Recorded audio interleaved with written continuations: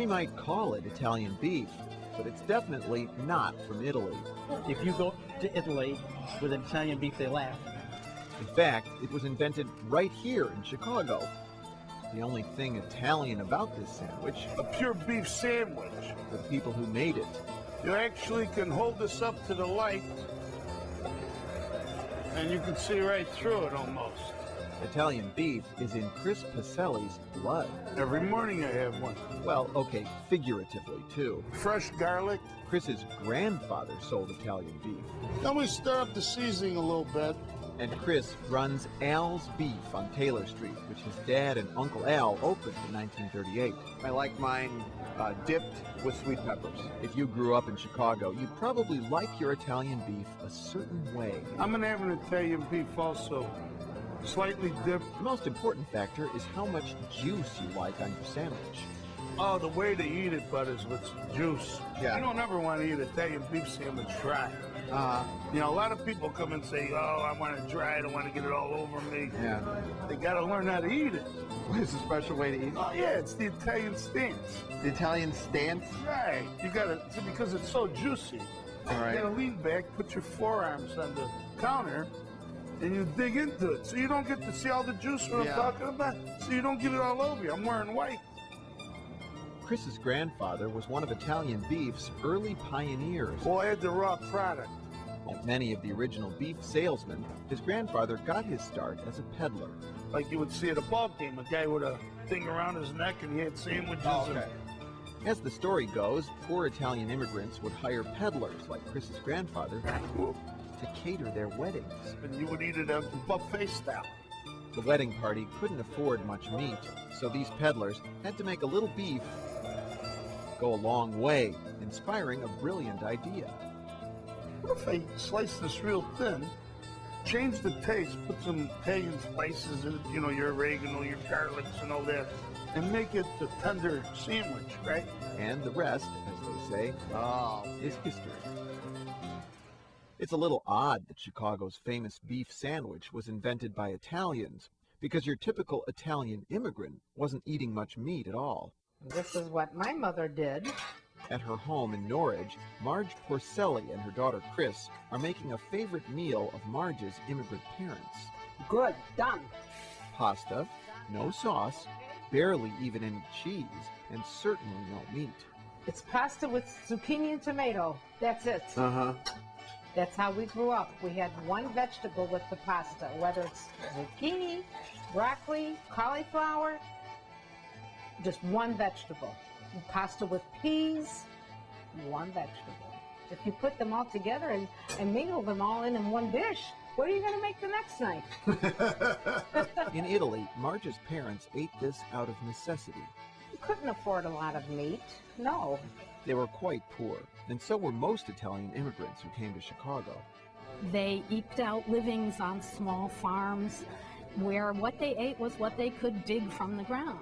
Here in Chicago, Italians tended to stick with the vegetable-heavy diet they knew from home, which seemed weird to the city's northern European majority.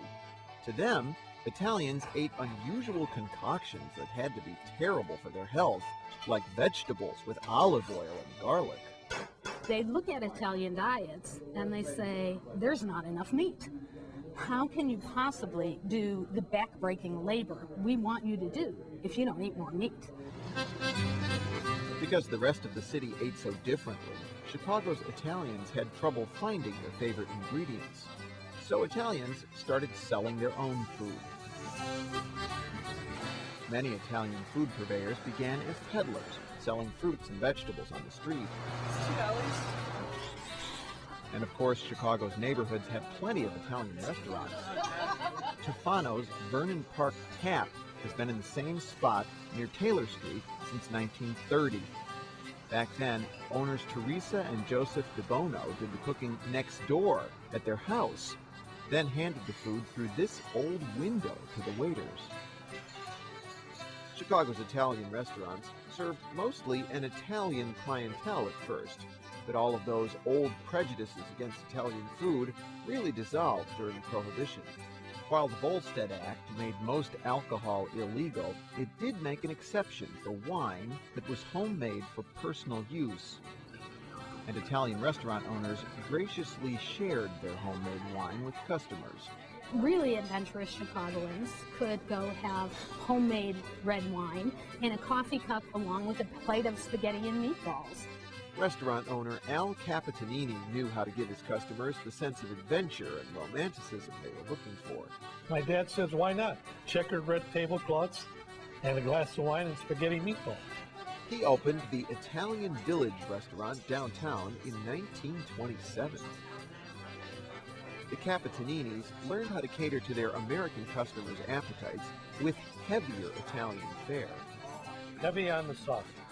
Here in America, they wish albonanza, a lot of sauce. One hearty Italian dish was actually born in Chicago, or at least named here. Chicken Vesuvio originated in Chicago. There's much debate about who served the original chicken Vesuvio. Italian Village is one of several Chicago restaurants that lay claim to it. But of all the foods that Italian immigrants carried with them across the Atlantic, nothing made the leap to the American mainstream quite like pizza. Oh, of course in Italy, it didn't look anything like this. In fact, when Marge first tried pizza at a restaurant, she was stunned. I thought, this is pizza? In places like Rome and Naples, pizza has a thin crust, and it's lightly covered with tomatoes, cheese, and other toppings. You can find this in Chicago at places like Spaccanapoli on the north side. There's no cheese or whatever they put today, sausage and mushrooms and all that. That's not authentic as far as you're No. concerned. Americans have smothered it in tomato sauce, loaded it with cheese, and added everything from pineapple to barbecued chicken. We've even stuffed it. Americans like to overdo just about everything. Of course, here in Chicago, our most famous contribution to the world of pizza is deep dish. The deep dish phenomenon was born here at Uno's in 1943, when owner Ike Sewell set out to give Chicago something new. His idea?